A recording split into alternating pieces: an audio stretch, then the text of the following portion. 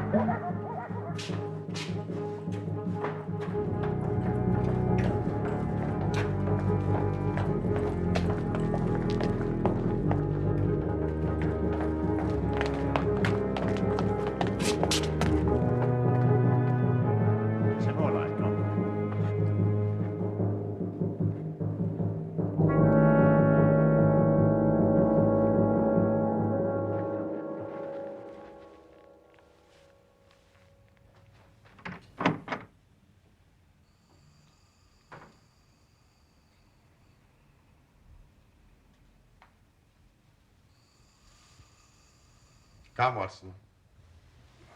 Come. The game is afoot.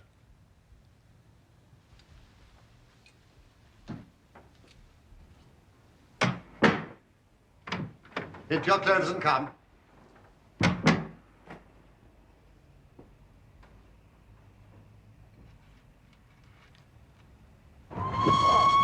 Well, I think we have hauled sufficiently, Holmes. Splendid. Abbey Grange, Marsham, Kent, 3:30 a.m.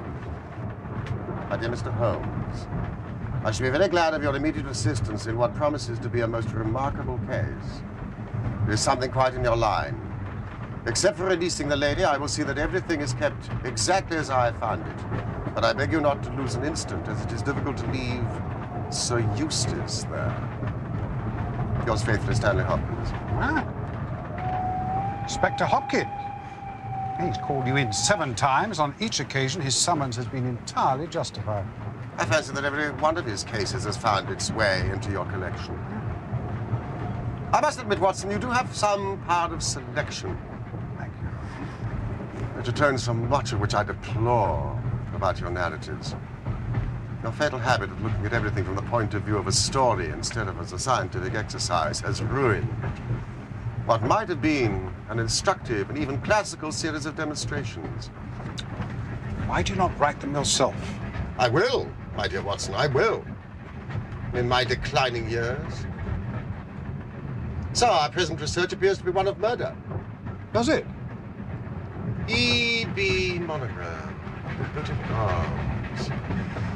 An address which harks back to the dissolution of the monasteries. We are moving in high life. Brackenstall. Sir Eustace Brackenstall. You've heard of him? He was quoted in the Chronicle the other day as being one of the richest men in Kent. Watson, you are a treasury of knowledge. And you think him dead? I think him murdered, Watson. Hopkins is not an emotional man.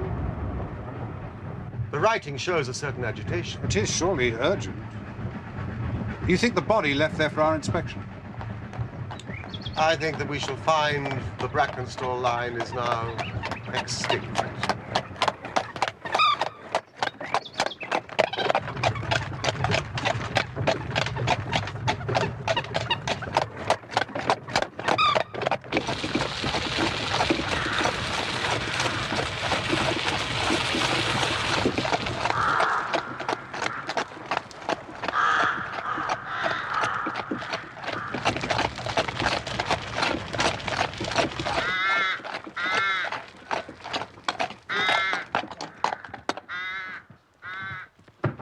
Very good of you to come, Mr. Holmes.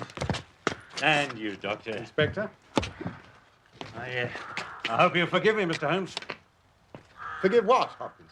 I should not have troubled you, sir. But since the lady has come to herself, she's given so clear an account of the affair that there's not much left for us to do. You remember the Lewisham gang? Between the 3 Randalls. Exactly, sir. The father and 2 sons.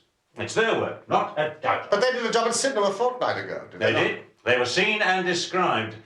Oh, it's cool of them. I agree to do another so soon and so near, but it is they. And a hanging matter this time. Brackenstall is dead, then? Ah, yes, Doctor. In the dining room, his head was knocked in with his own poker. And the lady?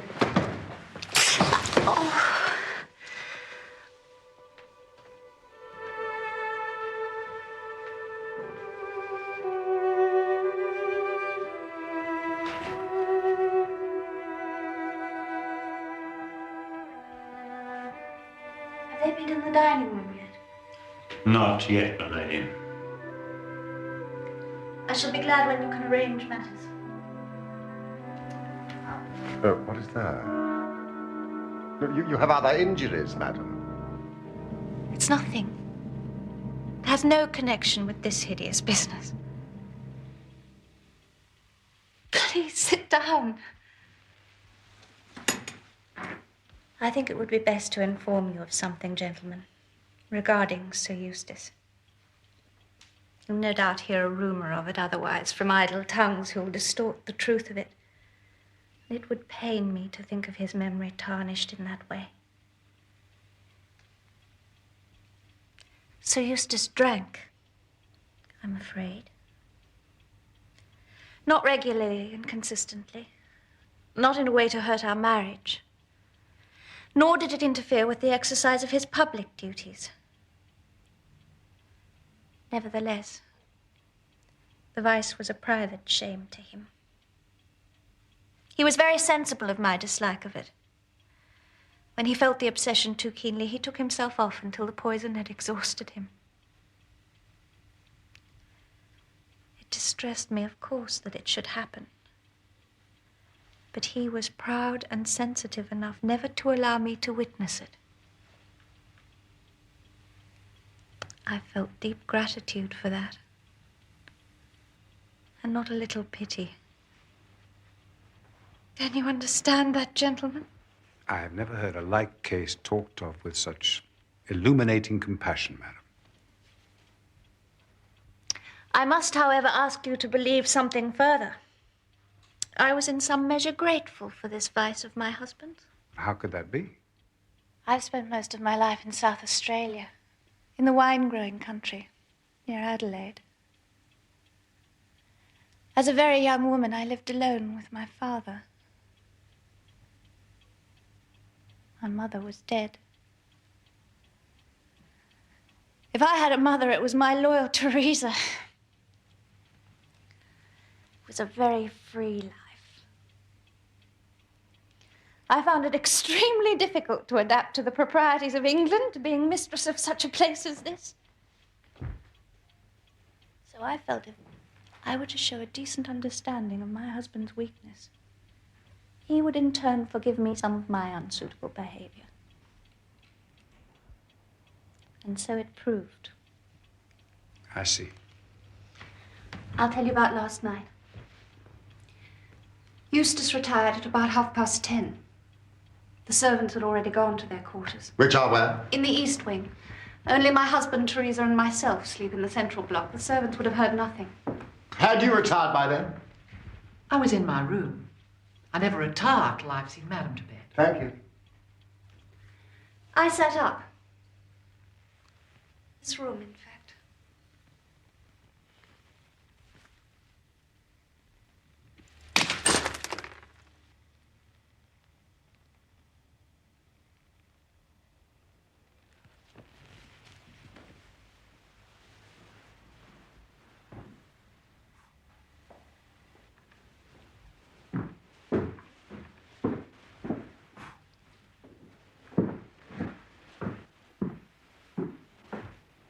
It is my custom to walk around to see that the house is secure, because for obvious reasons, Sir Eustace is not always to be relied upon in that respect.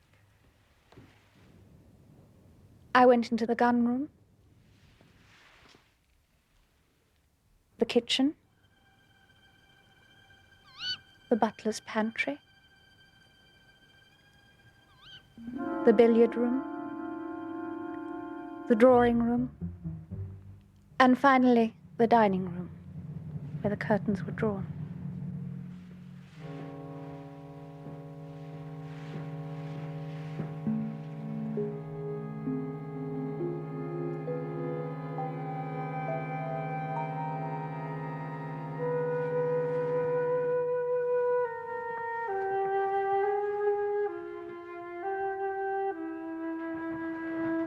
It's difficult to tell you much of what happened next.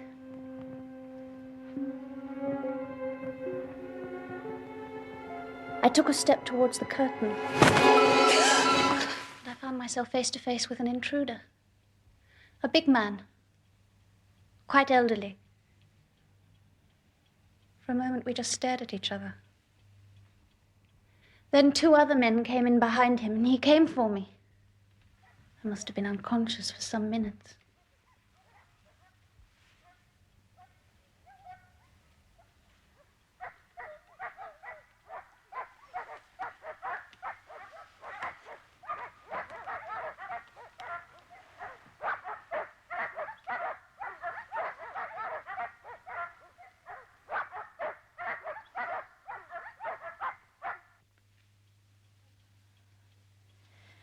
It was then that my unfortunate husband entered the room. They dealt with him as you shall see. I believe I fainted again. I'm not sure. The exact events are difficult. I drifted in and out of consciousness, you understand. I do know that they cleared the room of its silver, and they must have drawn themselves a bottle of port, some of which I saw them drink. The man who struck me was elderly, with a beard. The others younger, smooth-faced. Yes. Finally, they checked that I was securely bound and left, taking the silver with them. How was the alarm raised? Madam had not come upstairs. Earlier she said she would follow me shortly, so at midnight I went down in case she'd fallen asleep over a book. A thing I hate to do. And there I found her, poor lamb, just as she says. And him on the floor, his blood and brains all over the room. Enough to drive a woman out of her wits, and her gagged and bound, and her very dress spotted with him. She never wanted courage, did Miss Mary Fraser of Adelaide. And Lady Brackenstall of Abbey Grange hasn't learned new ways. You've questioned her long enough, gentlemen. When did the lady and her maid leave Australia? About 18 months ago, sir. Her father sent her to give her experience of Europe. That is to find her husband. Poor woman must have seemed a brilliant match. It's a mess, sir. Constable?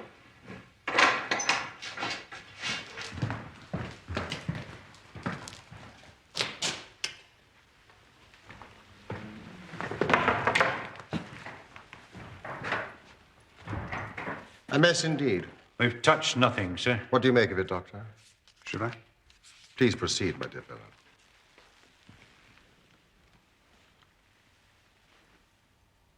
It's a blow of savage ferocity. A single blow? I believe so. It is a straightforward enough wound, you see. It begins thus, below the ear, and then crosses both spheres of the parietal bone at such an angle that this side is smashed as far as the coronal suture. I've never seen anything like it. A powerful man, this elder Randall? Half his trade is violence, sir. He certainly left his trademark. What beats me is how Randall could do so mad a thing. Knowing that the lady could describe them and that we could not fail to recognize the description. The criminal mind has its quirks of conscience and scruples. In that respect, it is as individual and curious as any other. A noted miser may be secretly charitable, so this violent Randall may draw the line at the murder of an unconscious woman. Or he may well believe that she did not see him. Well, how is that, sir? She testifies that they stared at each other. Yes, but it was she who held the light. What Randall may have seen was mostly flickering candle flame. The face behind it, a distorted mask. He may have been unimaginative enough to have thought that she saw no more than he did. He knocked out unconscious at the next instance, thus for his purposes solving his problem. Watson, may I impose upon you to search the Turkey rug? What for, Holmes? Candle wax, Watson. Candle wax. Now, this bell presents a mystery. Does it not, Inspector? Sir? When it was pulled down, the bell in the kitchen must have rung loudly. Well, no one would hear it the way the kitchen is placed. How did the burglar know that? Exactly, Mr. Holmes, exactly. But the very question I've put myself. Now, either he has known the house, or he may have dealings with one of the servants. One of my men is going over the record of service at the Grange with the butler at this very moment, sir. Inspector, you seem to have thought of everything. Oh, thank you, Mr. Holmes. Holmes, What is it, Watson? there. A scattering of wax and a very light scorching. Invisible, but leaving its characteristic scent. The lady would have fallen here. Randall would have snatched up the candelabra immediately. I suppose that is where they took their refreshment. To steady their nerves, yes. Port wine, sir. Did Lady Brackenstall say that the butler's corkscrew was used? No, sir. She was senseless at the moment the bottle was opened. Quite so. It was opened with a pocket screw, probably contained in a knife. If you examine the top of the cork, you will observe that the screw was driven in 3 times before the cork was extracted. This long screw would have transfixed it and drawn it with a single pull. When you catch this fellow, it is likely that you will find that he has a multiplex knife in his possession. Excellent, Mr. Holmes.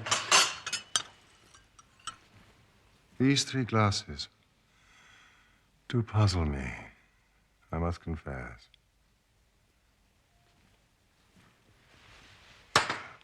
Did Lady Brackenstall say that she actually saw the 3 men drinking? Oh, yes. She was clear about that, sir. Well, then there's an end of it. What more is to be said? Perhaps, Inspector, when a man has special powers and special knowledge like Sherlock Holmes, it rather encourages him to seek a complex explanation when a simpler one is at hand. He will let us know when Randall is arrested.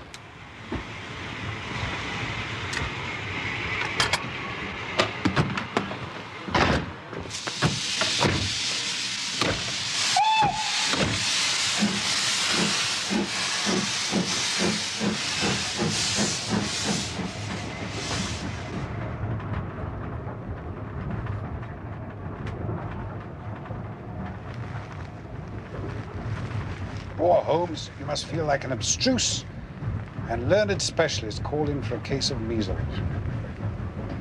Annoying.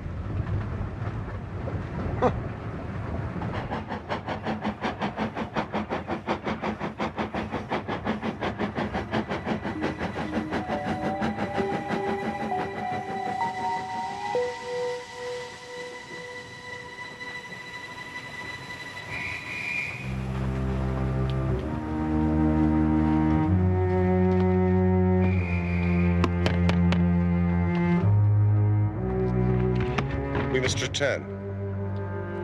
3 glasses.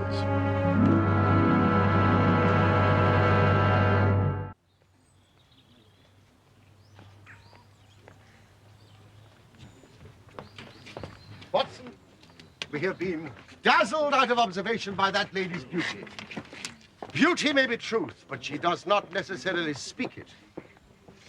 There was port in each glass, but there was only crusting in 1 glass. The last glass filled is the one most likely to contain the crusting. I agree if the last pouring had approached the bottom of the bottle, but the bottle was half full, and it had been agitated. The crusting was present throughout the port. Well, what then do you suppose? That only 2 glasses were used, and that the dregs of both were poured into a third, so as to give the false impression that 3 people were there. I understand. If I'm right, Watson, then in an instant, this case rises from the commonplace to the exceedingly remarkable. That will be the Kentish train. What will? That will.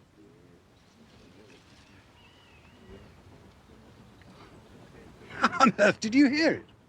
I heard nothing, Watson. I observed. What a salutary thought after such a misspent morning. Lady Brackenstall and her maid must have some very good reason for shielding the real criminal.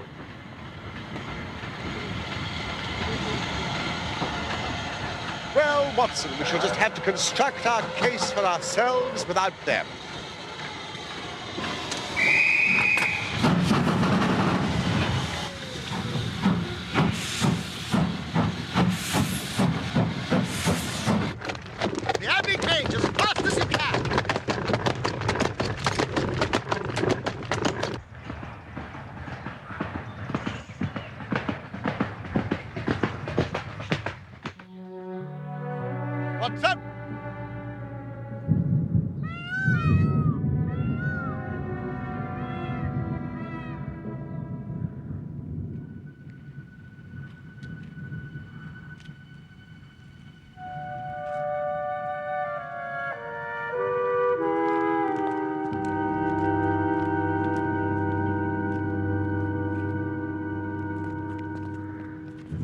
appears Inspector Hopkins has gone to report to headquarters. Splendid. Then we can take possession.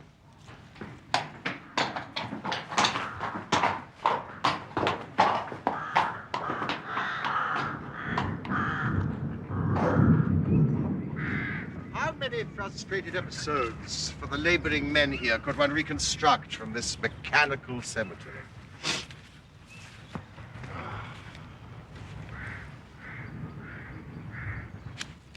What's this? Watson. Not entirely mechanical, it seems.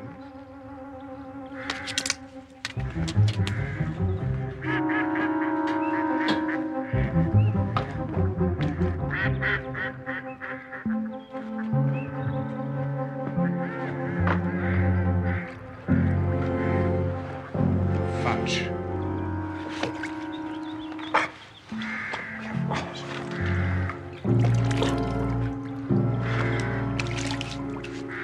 Requiescat in pace. I imagine it's a pet's gravestone. It has been smashed, mended, and smashed again with deliberate force. The story it tells is of the immediate past.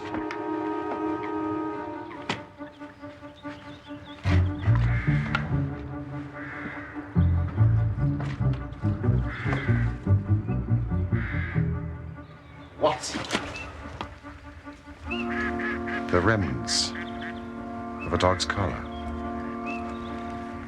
Fudge. Hey, you! Has any servant been dismissed from the house in the last month? No, sir. Then it's as I thought. Fudge. Lady Brackenstall's pet dog, let us imagine, dies.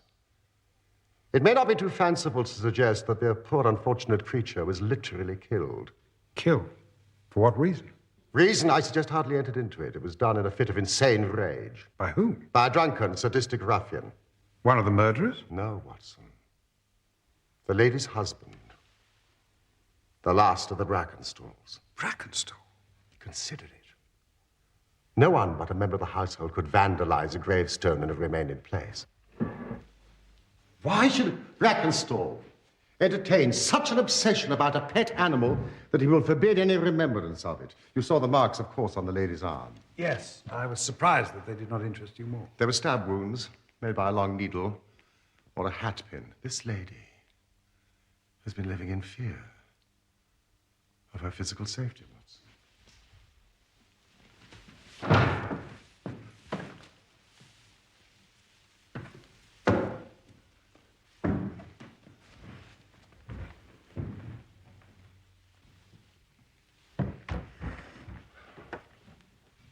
Take care, Holmes.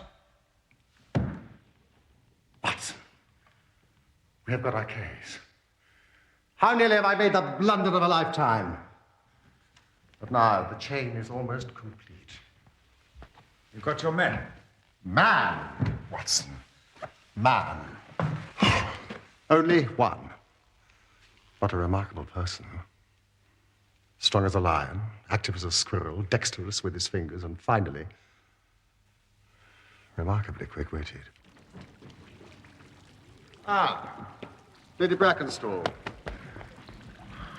I do not wish to cause you any unnecessary trouble. My one desire is to make things easier for you.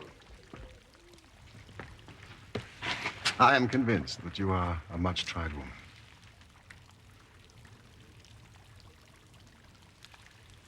If you will trust me and treat me as a friend, you may find that I will justify that trust. What do you want me to do? To tell me the truth. Mr. Holmes. No, please. Lady Brackenstall. It is of no use. You may have heard of any little reputation that I may possess. I will stake it all on the fact that your story is a complete fabrication. You're an impudent fellow. You trying to say that my mistress has told a lie? Have you nothing to tell me? I have told you everything. No, think just once more, Lady Brackenstall. Wouldn't it be better to be frank? I have told you all I know. I am sorry.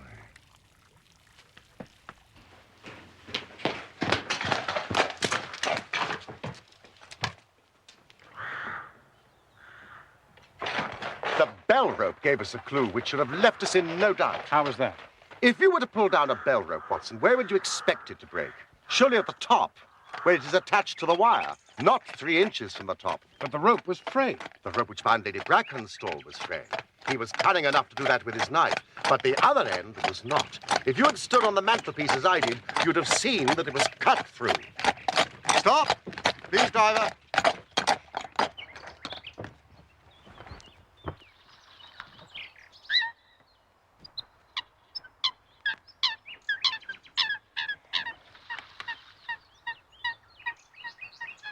Watson. That log has not moved since early this morning. Well, perhaps it's snagged on something.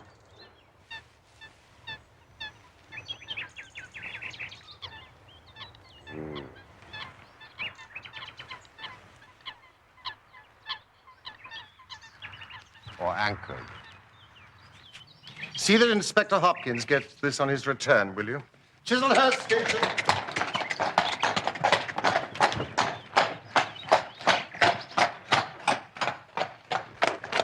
Where to now, Holmes? The shipping office of the Southern Cross Line. Yes, of course. The Southern Cross Line is the principal passenger carrier between Adelaide and London. Ah, I see.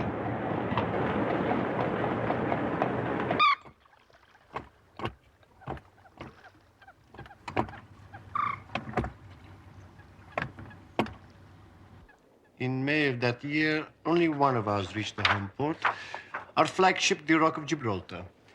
I'll have the passenger list sent up.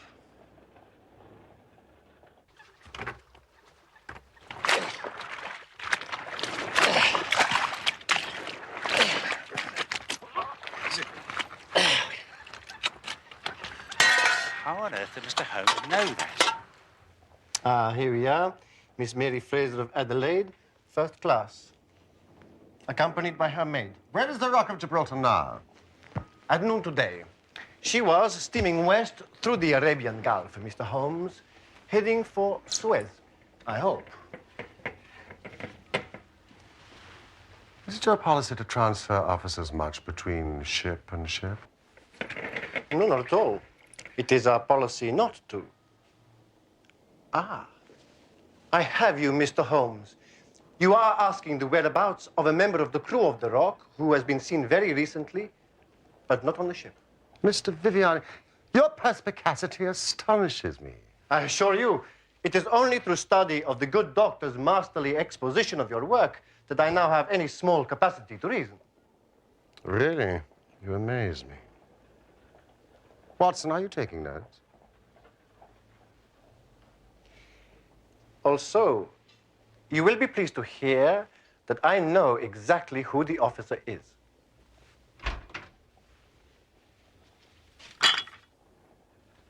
Ah, excellent. Mrs. Burbage. Excellent. Yes, gentlemen. The only officer from that voyage of the Rock who is not aboard her now is Jack Crocker, a magnificent chap. Am I not correct, Mrs. Burbage?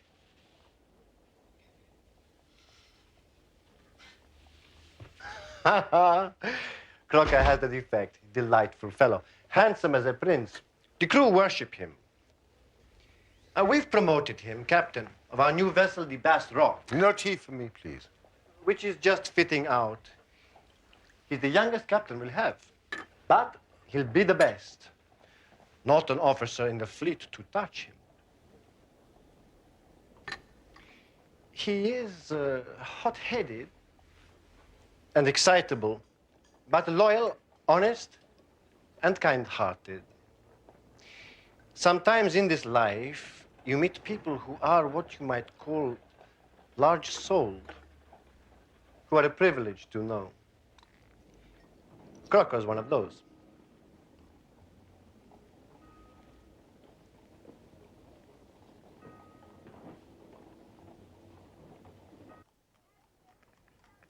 Once or twice in my career, I feel I've done more real harm by my discovery of the criminal than ever he had done by his crime. But I've learned caution now. And I'd rather play tricks with the Lord than my own conscience.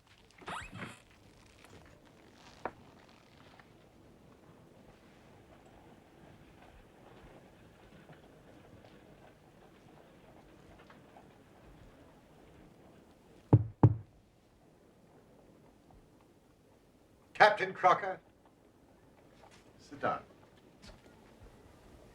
I've got your telegram and I've come at the hour you said. I heard you'd been down to the office. There's no getting away from you, is there? Speak up, man. You can't stand there and play cat and mouse with me. What do you know? Give him a cigar, Watson. Please. Sit down. Bite on that, Captain Crocker. And try not to let your nerves run away with you. I should not sit here smoking with you if I thought you were a common criminal.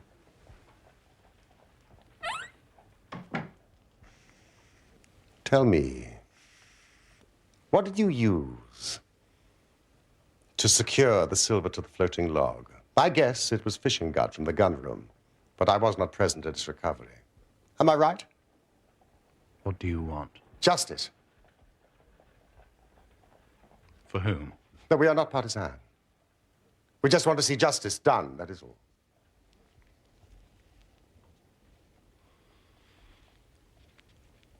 Very well. Was it fishing gut? No, tarred twine. It's a throwback to my days before the mast as a youngster. Even now, I always carry a silver coin, a length of twine, And a multiplex knife.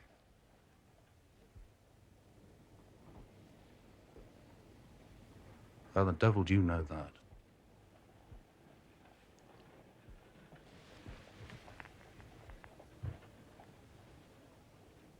Who are you? Now, give me a true account of everything that happened at the Abbey Grange last night. Be frank with me, and we may do some good. Play tricks with me, and I'll crush you.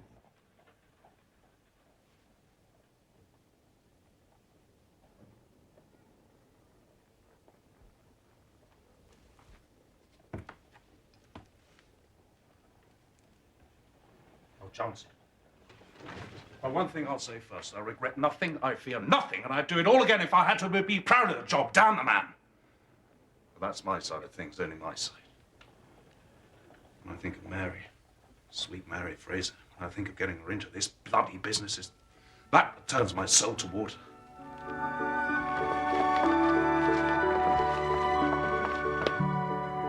I met her when I was first officer on my last ship.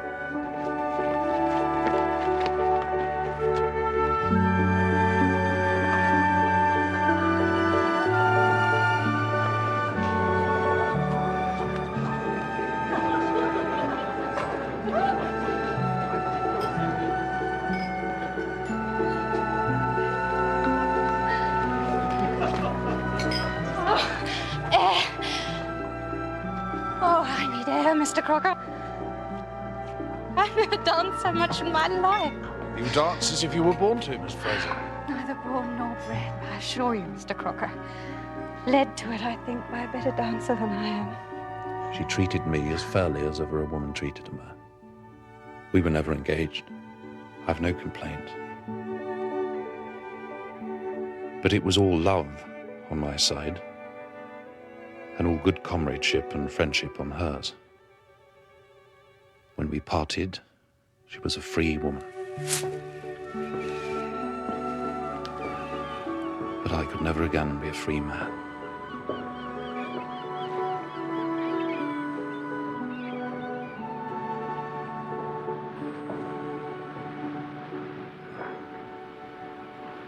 Next time I came back from the sea, I read of her marriage.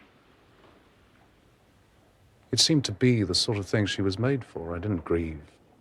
Felt it to be right.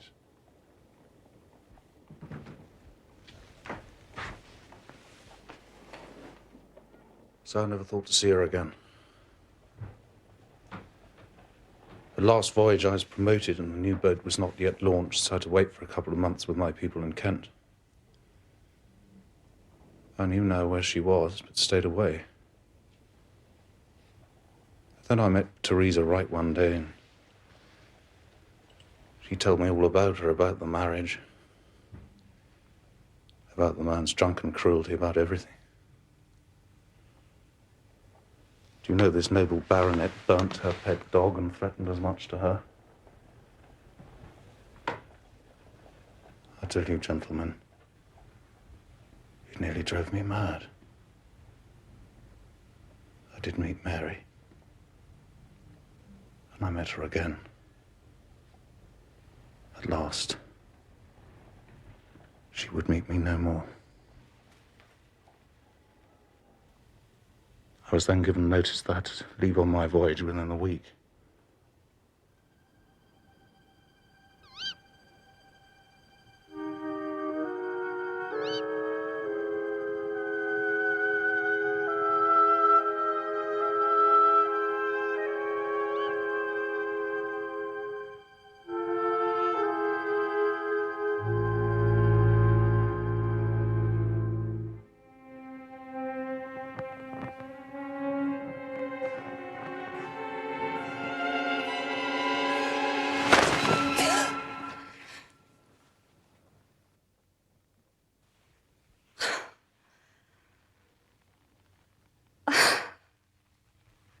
You're mad. How could you come here? I'm to go away, Mary. I've been given a ship. To go and not to say farewell. I thought I might never see you again. You're going away. I do not relish it. You will make a fine captain.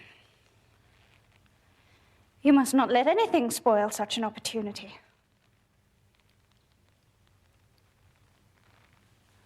I fear for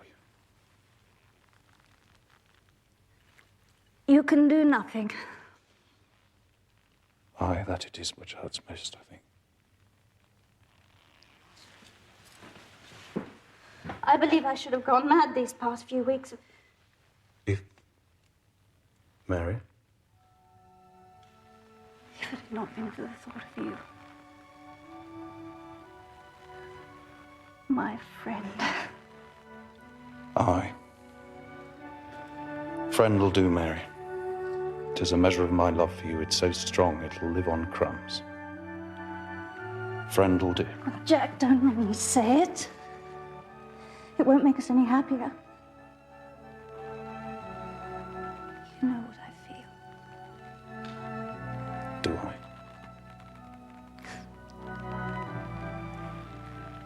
You know you do. Then I shall go a happier man than when I came. God bless you, sweet Mary Fraser. That's enough for me. You must not stay, Jack.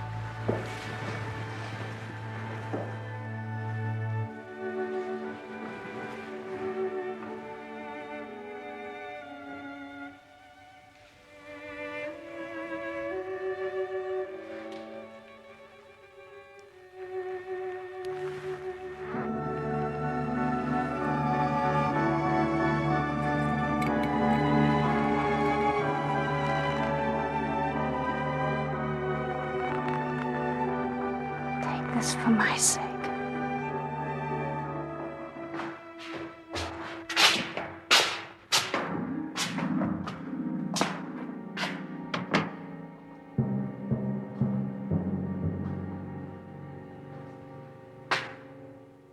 At last I have you, madam, at your trade. Here's the key to your damn modesty. You have a profession, madam. A damn whore. A gutter queen. A filthy jade.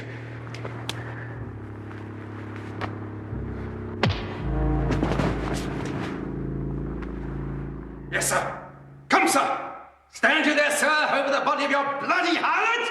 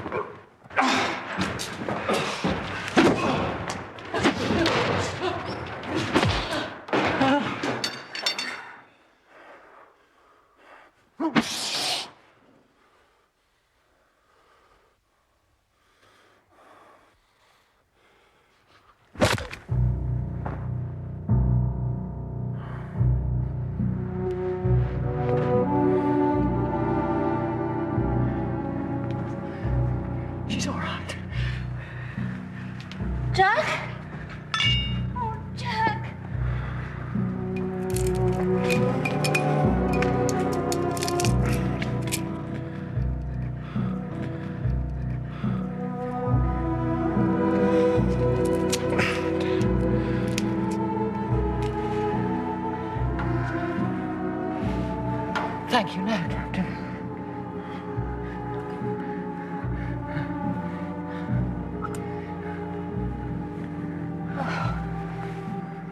Oh, what happened? I killed him. Are you certain? I know. I felt it. Oh, dear God! Oh, what are we going to do? Listen to your old Teresa. You were marked with a blow that could have killed you. That shall be your salvation.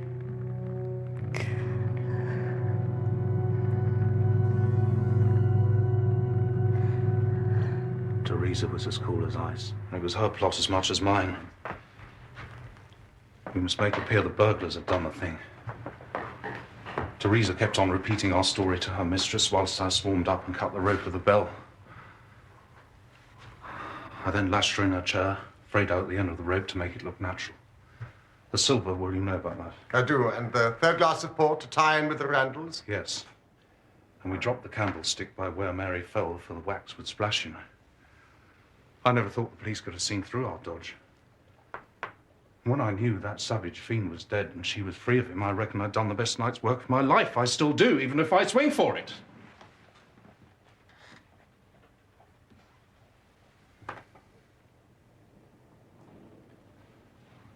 That is the truth.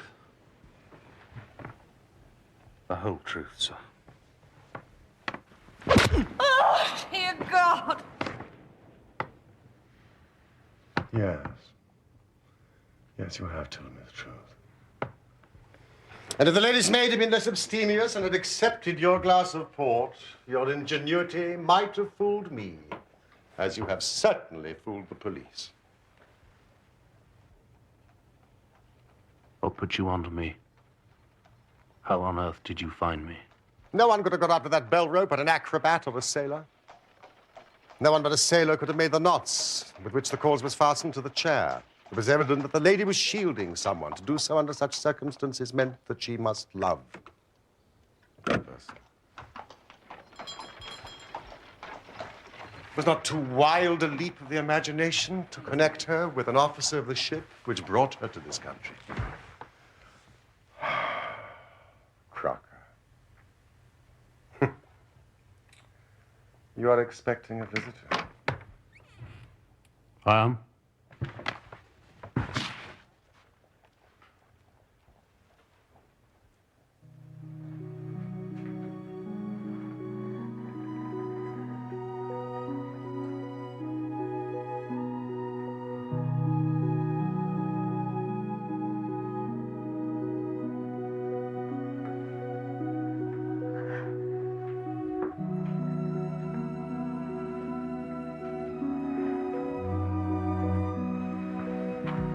The gentleman knows everything. There's no hiding from him. I know. His telegram brought me here. What do you intend, Mr. Holmes? Well, Captain Crocker, this is a very serious matter. Yet I feel sure that on the basis of the story which you have told us here tonight, a British court of law will understand that you acted in defense of your own life. That, however, is for a jury to decide. Meanwhile, I have so much sympathy for you that if you choose to disappear within the next 24 hours, I promise no one will hinder you. Then it'll all come out. Certainly it will come out. What sort of proposal's that? Mary be left to face the music held as an accomplice, maybe. No, sir, it will not do. Jack, you must go. I shall not. Calm yourself, Captain. I was only testing you. Watson, this fellow rings true every time. It is a great responsibility that I take upon myself, but we will do it in due form of law. Crocker, you are the prisoner. Watson, you are a British jury. And I never met any man more eminently fitted to represent one. Now, gentleman, you have heard the evidence. Do you find the prisoner guilty or not guilty? No, not guilty. Vox populi, vox dei. You are acquitted, Captain Crocker.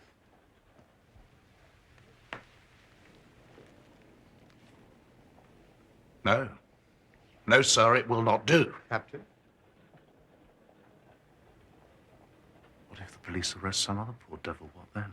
Then I will use all my powers to persuade them of their mistake. If they light on you, then that is another matter.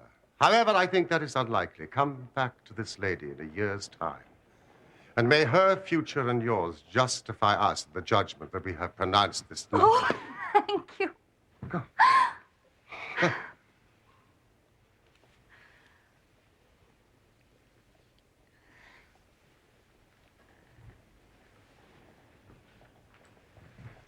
Madam, I'm intrigued. You gave such a compelling account of a man's sad addiction to drink, and yet it was not, as we now know, a portrait of your husband.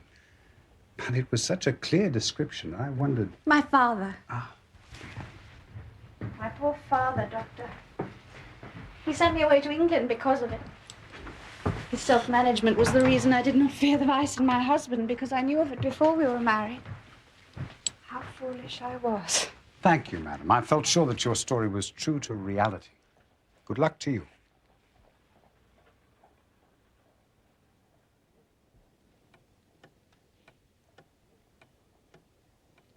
It's almost as though you disapproved of the happiness we have fostered this day. Oh, no, I approve of that. Of course I do. I'm uneasy that you took upon yourself the duties of advocate and judge. You are too bound by forms, Watson. Forms are society, Holmes. Manners maketh man, Holmes. It's just as well you are unique